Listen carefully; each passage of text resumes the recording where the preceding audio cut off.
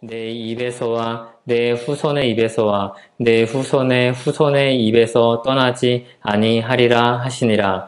여호와의 말씀이니라. 아멘. 이 시간 주님의 은혜가 우리와 함께 하기를 소원합니다. 오늘은 제목대로 또 죄에 대해서 다룹니다. 개혁파 교회는 참 죄에 대한 이야기를 집요하게도 많이 합니다.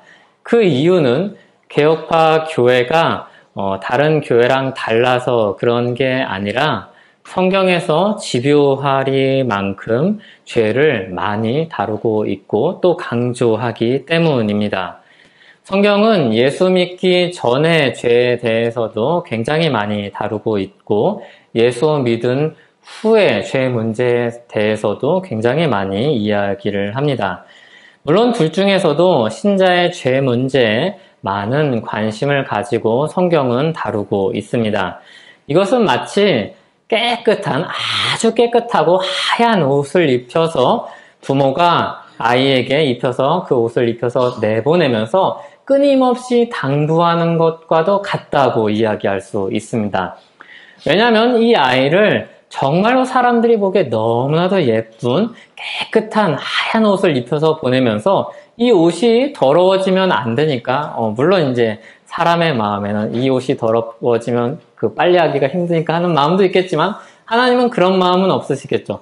거룩한 주님의 백성으로 부른 이 사람들이 세상에서 깨끗하게 살기를 바라는 그 마음, 사랑의 마음을 가지고 있기 때문에 우리를 향하신 이 말씀 안에 죄에 대한 말씀이 그렇게도 많은 것입니다. 그래서 끊임없이 당부하는 주님의 사랑의 말씀이 성경 말씀입니다. 왜 그렇게 성경이 죄 문제를 집요하게 다루는가 하면 죄가 하나님과 우리 사이를 갈라놓기 때문입니다. 하나님은 거룩하신 분입니다. 그래서 거룩하신 이 하나님 앞에 죄를 가지고 감히 나아갈 수 없습니다. 하나님과 유다 백성들을 갈라놓은 문제도 결국 죄 문제였습니다. 그래서 이사야서 59장 2절에 보면 이렇게 말씀합니다. 같이 한번 읽어보겠습니다. 오직 너희 죄악이 너희와 너희 하나님 사이를 갈라놓았고 너희 죄가 그의 얼굴을 가리어서 너희에게서 듣지 않으시게 함이니라. 죄악은 하나님과 백성 사이를 갈라놓습니다. 그런데 더 큰 문제는 이 죄를 스스로의 힘으로 해결할 수 있는 사람이 아무도 없다는 겁니다. 죄가 문제라는 것을 알아도 이것을 자기에게서 제거할 수 있는 능력을 가지고 있는 사람이 아무도 없다는 겁니다. 이게 로마서에서만 나오는 이야기가 아니라 오늘 본문의 59장의 8절에도 나오는데 같이 한번 읽어보겠습니다. 그들은 평강의 길을 알지 못하며 그들이 행하는 곳에는 정의가 없으며 굽은 길을 스스로 만드나니 무릇 이 길을 밟는 자는 평강을 알지 못하느니라. 타락한 이후의 사람들이 스스로 만들어내는 길은 다 굽은 길입니다. 그래서 아담 이후의 사람들의 마음 안에는 선한 것이 나올 수가 없습니다. 그래서 예수님이 이렇게 말씀을 하십니다. 입에서 나오는 것들은 마음에서 나오나니 이것이야말로 사람을 더럽게 하느니라. 그러니까 우리를 더럽게 하는 것은 환경이 아니고 자라온 배경이 아니라 우리 마음에서 나오는 것입니다. 그리고 환경이 그것을 강화하는 것이죠. 이미 마음이 부패하였고 그 결과가 입으로 표출이 됩니다. 부패한 마음으로는 하나님의 의로운 길로 들어설 여지가 전혀 없습니다. 실수로도 그 길에 들어설 수가 없습니다. 그리고 오히려 적극적으로 그 길에 들어서려고 애를 써도 그 결과는 늘 좋지 않습니다. 마치 실력이 없는 사람이 아직 미완성인 작품에 손을 대면 댈수록 망치는 것과 같습니다. 손을 대려고 하면 할수록 문제가 점점 커집니다. 부패한 마음이 만들 수 있는 길은 굽은 길 뿐이기 때문입니다. 그러나 오늘 말씀은 우리에게 소망을 보여주십니다. 살아서 역사하시며 그 긍휼이 많으신 하나님이 우리와 함께 하심을 보여주십니다. 그게 15절 중간부터 16절에 나오는 말씀인데 다시 한번 오늘 본문 이 15절부터 16절 말씀을 읽어보겠습니다. 여호와께서 이를 살피시고 그 정의가 없는 것을 기뻐하지 아니하시고 사람이 없음을 보시며 중재자가 없음을 이상히 여기셨으므로 자기 팔로 스스로 구원을 베푸시며 자기의 공의를 스스로 의지하사. 여호와께서 이를 살피신다 말씀합니다. 여기 살피신다는 말은 본다입니다. 본다. 근데 이 보는 게 그냥 보는 게 아니라 주의 깊게 살펴본다는 의미입니다. 하나님께서 백성들을 주의 깊게 살펴보십니다. 그 결과가 무엇인가 하면 15절 뒷부분에 보면 정의가 그 안에 없습니다. 그리고 16절에 보면 사람이 없습니다. 중재할 사람이 없습니다. 죄로 인해 막힌 하나님과 백성들 사이를 이 깨진 사이를 중재할 수 있는 사람이 없습니다. 여기 중재자를 어떤 분은 이렇게 설명하였습니다. 자기 몸으로 갈라진 틈을 덮을 사람. 이 갈라진 틈을 메울 사람이 없습니다. 이 역할을 할 사람이 없습니다. 이사야서 당시의 유다 백성들과 하나님 사이에 그런 사람들이 없습니다. 오래전에 시딤에서 이스라엘이 모압 사람들의 계략에 빠져서 음행했던 사건들이 있었습니다. 하나님은 그들의 죄로 인해서 진노하셨습니다. 하나님이 진노하셨을 때 그냥 순간적인 실수를 가지고 진노하신 게 아니었습니다. 사람들이 이 모압 사람들의 계략에 빠져서 범죄하고 회개할 수 있는 여지가 있었습니다. 그런데 이스라엘 사람들은 계속해서 그 죄에 빠져들었던 것입니다. 모압 여자들과 음행하고 더 나아가서 그 여자들을 쫓아서 그들의 신들의 제사를 드리는 데까지 가고 그리고 그 자리에서 함께 그 신들에게 절하는 데까지 그리고 즐기는 데까지 죄가 계속해서 이 사람들을 이끌어 갔습니다. 그리고 이스라엘 백성들은 그 이끌어가는 죄에 사로잡혀갔고 순응하였습니다. 그들은 무력에 의해서 위협당하지 않았습니다. 여기서 절하지 않으면 죽는다 그런 위협받은 적이 없습니다. 자기 발로 갔고 그리고 자기 죄에 빠져서 유혹되어서 미혹되어서 그 다른 신들에게 넙죽 죄를 지었습니다. 죄에 빠져서 허우적거리고 더 깊이 빠져든 이 이스라엘 백성들을 향해서 하나님은 진노하셨고 사람들이 연병에 걸려서 한 사람 한 사람 죽어가고 있었습니다. 이때 비느하스가 나서서 시므온 지파의 지도자 한 사람이 미디안의 한 지도자의 딸과 대놓고 음행하는 현장을 봅니다. 음행하는 것 자체도 문제인데 지도자로서 죄를 범하고 있으니까 더 큰 문제입니다. 비느하스가 그 현장에서 그들을 바로 죽입니다. 이스라엘에서 죄를 제거한 것입니다. 그러자 그때 연병이 그칩니다. 하나님의 진노가 그칩니다. 비느하스는 하나님과 이스라엘을 모세처럼 중재하는 역할을 감당한 것입니다. 그런데 유다 백성들의 현실에 그런 사람이 없습니다. 모세처럼 비느하스처럼 일시적으로라도 중재의 역할을 감당하는 사람이 없습니다. 하나님이 이런 현실을 기뻐하지 않으시고 소망이 없는 백성들을 위해서 자기 팔로 구원을 베푸십니다. 하나님이 구원을 베푸신 이 일은 갑자기 일어난 일들이 아니라 늘 하나님의 백성들을 구원하시기 위해서 행하셨던 일입니다. 일찍이 하나님은 이스라엘 백성들이 애굽에서 압제당하는 것을 보시고 구원을 베푸셨습니다. 출애굽기 2장 23절 25절 말씀에 보면 여러 해 후에 애굽 왕은 죽었고 이스라엘 자손은 고된 노동으로 말미암아 탄식하며 부르짖으니 그 고된 노동으로 말미암아 부르짖는 소리가 하나님께 상달된지라. 하나님이 그들의 고통 소리를 들으시고 하나님이 아브라함과 이삭과 야곱에게 세운 그의 언약을 기억하사 하나님이 이스라엘 자손을 돌보셨고 하나님이 그들을 기억하셨더라. 아멘.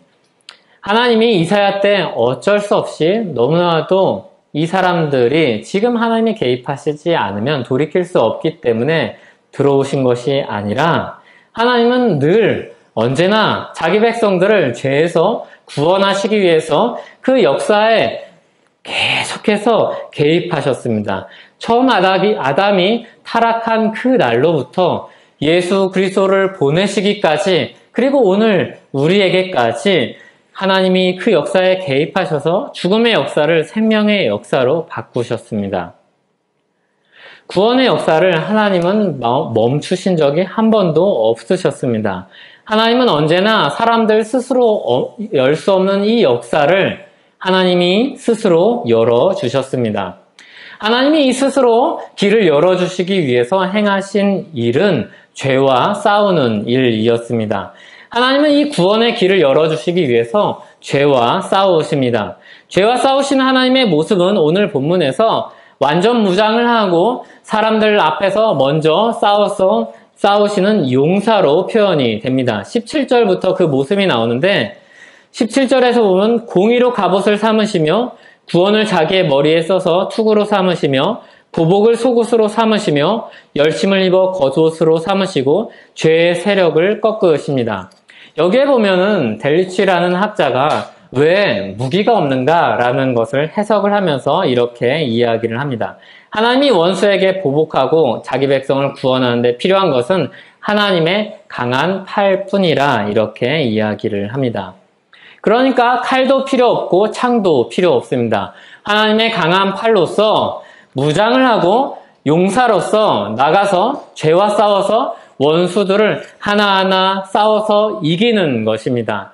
용사로 원수들을 치러 일어나시는 하나님은 적들을 두려움에 떨게 할 것입니다. 그래서 19절에서와 같이 온 세상에 있는 모든 적들이 하나님의 용사로 나오시는 하나님의 모습을 보고서 두려워 떨 것입니다. 하나님은 이렇게 우리 앞서서 죄의 세력과 싸우십니다. 이 싸움은 본래 사람들이 싸워야 될 싸움입니다. 죄와 싸우기 위해서 사람들이 싸워야 될 싸움입니다. 타락한 인간이 죽음의 길에서 벗어나기 위해서 싸우는 싸움입니다.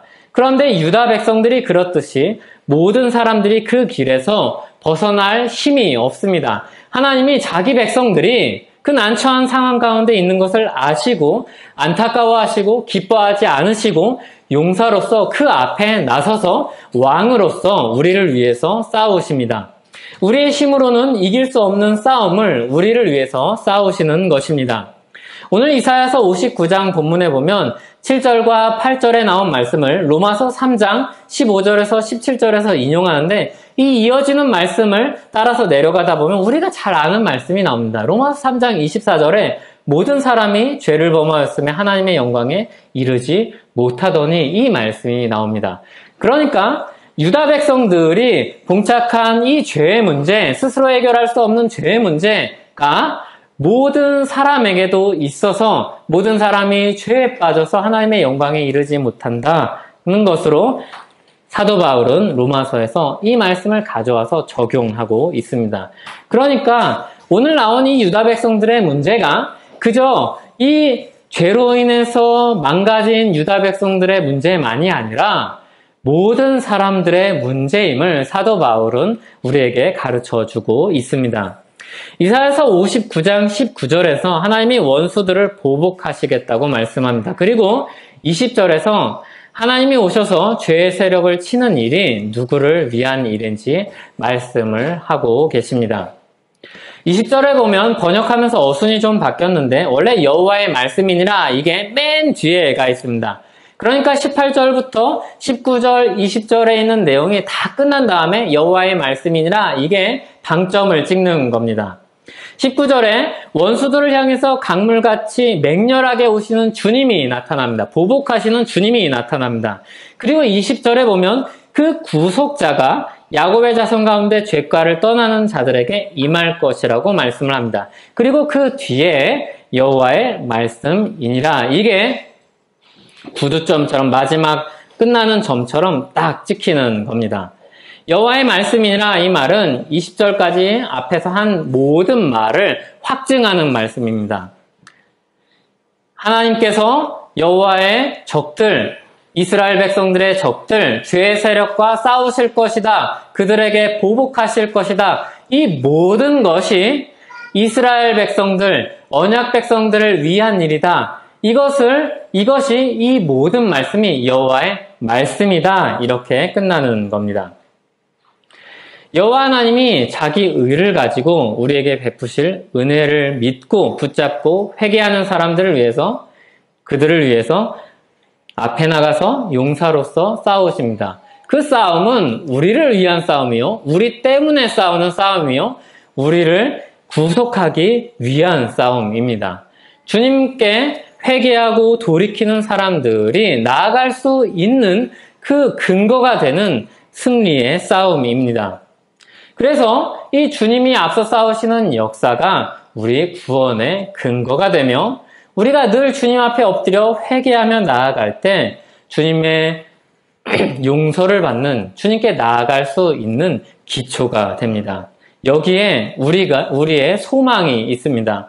우리가 시간이 지나면 주님 안에서 신앙생활을 하면서 신앙 연수가 늘어나고 성경에 대한 지식이 늘어나면 죄와 싸워서 이길 수 있는 힘이 생기는 것이 아닙니다. 언제나 우리는 죄와 싸울 때 예수 그리스도를 힘입어서 싸워야 합니다.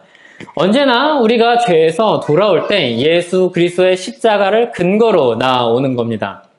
주님, 우리가 죄를 지었는데 그 죄 때문에 말씀을 읽었고 그 죄 때문에 주님 앞에 1시간 동안 기도를 드렸고 이렇게 뉘우치고 있습니다. 이게 근거가 돼서 우리가 용서받는 것이 아니라, 주님, 오늘 또 죄를 지었습니다. 죄와 싸웠는데 또 졌습니다. 그래도 우리 죄 때문에, 우리 죄를 위해서 싸우신 예수 그리스도의 십자가를 붙들고 또 주님 앞에 나아가오니 우리를 용서하여 주시옵소서. 이렇게 주님 앞에 나아갈 때 주님이 예수 그리스도의 십자가를 근거로 우리를 용서하여 주시는 것입니다. 우리는 약하나 주님은 강하십니다. 우리는 능력이 없지만 주님은 능력이 있습니다. 우리의 길은 늘 굽어 있지만 주님의 일은 항상 곧게 뻗어 있습니다. 그 대로를 통해서, 그 예수 그리스도를 통해서 회개하고 돌아오는 모든 자를 주님은 받아주십니다. 그 모든 자들에게 주님은 열려 있습니다. 주님이 우리 앞에 길을 열어주시고 그 길을 우리에게 걷게 하십니다. 그리고 우리 곁에 있는 사람들을 위한 안내자로 부르셔서 그 길로 함께 들어서게 하십니다.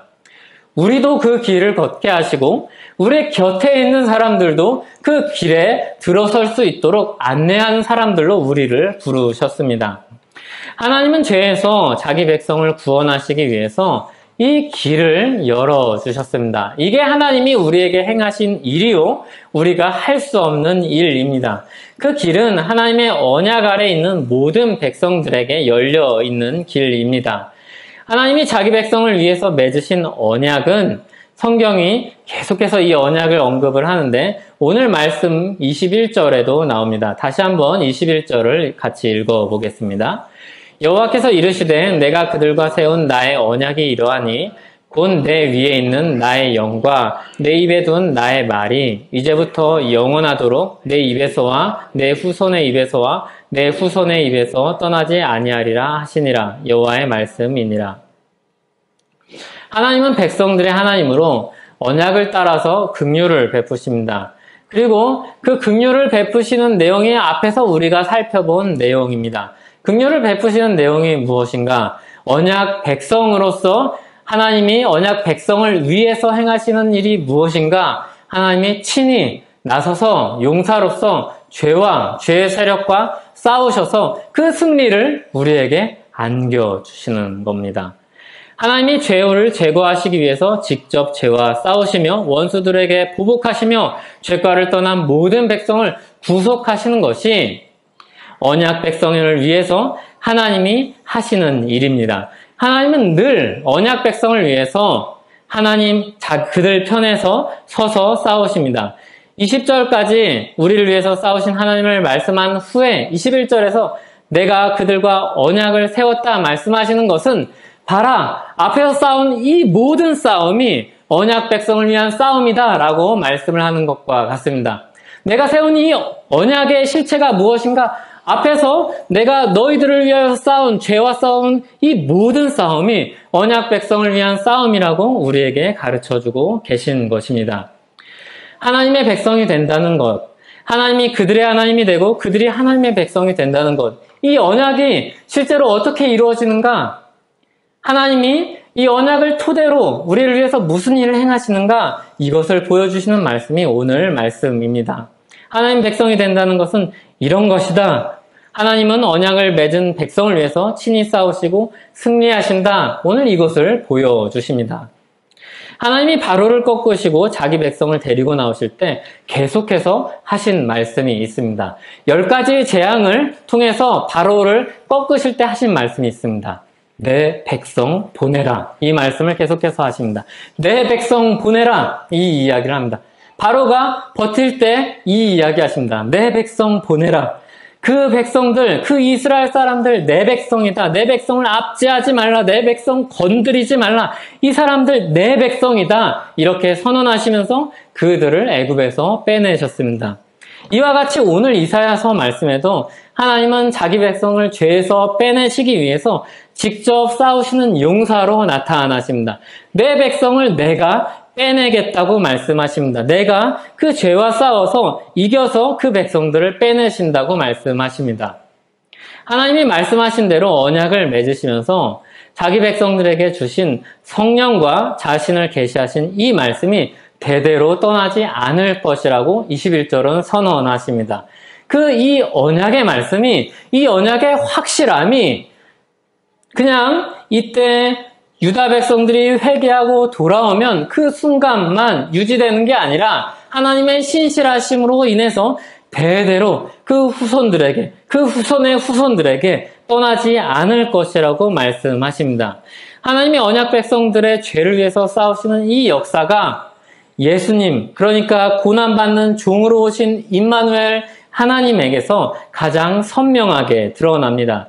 예수 그리스도의 역사는 오늘 말씀대로 자기 팔로 스스로 구원을 베푸시며 자기 공의를 스스로 의지하여서 우리를 구속하시는 언약의 역사입니다. 예수님은 자기 백성을 위해서 인간의 몸으로 오셔서 죄와 싸워서 이기십니다. 인간의 몸으로 오셔서 우리에게 하나님의 의를 전해 주십니다. 시험을 당하나 고난을 당하나 죄를 짓지 않으시고 그 모든 의로움을 예수 그리스도 안에 있는 언약 백성들에게 다 고스란히 전해 주십니다. 예수 믿고 주님께 돌아오는, 자기 죄가를 주님 앞에 회개하고 돌이키는 예수 그리스도의 은혜를 입으면서 나오는 모든 백성들에게 누구든지 하나님의 백성으로 받아주시고 돌아온 하나님의 백성들에게는 여전히 다시 용서하여 주시고 하나님의 백성으로 품어 주십니다. 우리는 우리를 위해서 이루신 그 은혜 역사를 기억하면서 주님이 제정하신 이 성찬을 행합니다. 주님이 성찬을 제정하시면서 이 거룩한 예식을 통해서 우리를 위해서 예수 그리스도의 피로 세우신 언약을 기억하는 날로 우리에게 정해 주셨습니다. 그게 고린도전서 11장 25절입니다. 식후에 또한 그와 같이 잔을 가지시고 이르시되 이 잔은 내 피로 세운 새 언약이니 이것을 행하여 마실 때마다 나를 기념하라 하셨으니 아멘. 오늘 우리가 이것을 기억하며 믿음으로 예수 그리스도 안에서 성찬을 행합니다. 하나님은 우리를 위해서 역사에 개입하시는 분입니다. 하나님은 우리를 위해서 죄와 싸우신 분입니다. 그래서 이 성찬을 하면서 우리가 떡을 떼면서 이 떡이 주님이 우리를 위해서 죄와 찢기셨던 주님의 몸이구나. 잔을 나누면서 이 잔이 우리를 위해서 흘리신 언약의 피로구나. 오늘 우리가 참여하는 이 성찬이 하나님이 나를 구속하셔서 언약 백성으로 삼아서 지키시고 보호하시고 인도하시는 그 은혜를 우리에게 인치시며 몸소 경험하시게 하는 일이구나. 이것을 생각하게 합니다. 주님이 우리를 행하신 역사를 믿고 성찬에 참여하는 백성들에게 주님의 은혜를 흘려 보내주십니다. 우리에게 생명을 공급하시고 우리가 죄와 싸울 때 이기게 하시고 주님의 백성으로 거룩하게 살게 하십니다. 우리는 죄와 늘 싸웁니다. 우리 일상 가운데 죄와 수도 없이 싸웁니다. 그리고 수도 없이 실패하죠. 그렇지만 우리의 힘으로 싸울 때 수도 없이 실패하지만 예수 그리스도의 힘을 입어서 싸울 때 우리는 승리하는 것을 경험합니다. 그리고 예수 그리스도의 성찬에 참여할 때 힘을 공급받고 생명을 공급받아서 또 싸울 힘을 얻습니다. 하나님이 우리를 위해서 싸우시며 죄의 세력을 꺾으시고 우리가 거룩하신 주님 나라 백성으로 살게 하심을 기억하시기 바랍니다. 이것이 주님께서 우리에게 열어주신 약속의 길입니다. 이것은 약속입니다. 그래서 주님 앞에 우리가 엎드려서 구하고 기도해서 얻을 수 있는 것입니다. 주님이 우리 삶 가운데 구할 때 주님께서 주실 것입니다. 그래서 성찬 때만이 아니라 우리 모든 인생 가운데 함께 하신다는 이 사실을 믿음으로 그 사실을 경험하는 주님의 언약 백성으로 살아가는 저와 여러분이 되기를 바랍니다. 주님은 예수 그리스도의 피로 언약을 맺은 백성들을 단 하나도 잃어버리지 않으시고 거룩한 나라에 분명히 이르게 하실 것입니다. 같이 기도하겠습니다. 하나님 아버지 감사합니다. 우리는 주님의 언약 백성입니다. 주님은 친히 죄와 싸워서 우리를 얻으셨습니다. 그 승리를 우리에게 쥐어 주셨습니다. 그러므로 주님, 우리가 우리 삶 가운데 죄와 싸울 때 우리도 예수 그리스도 안에서 승리할 줄 믿습니다. 우리가 작은 전투에서 실패하지만 그게 전부가 아니라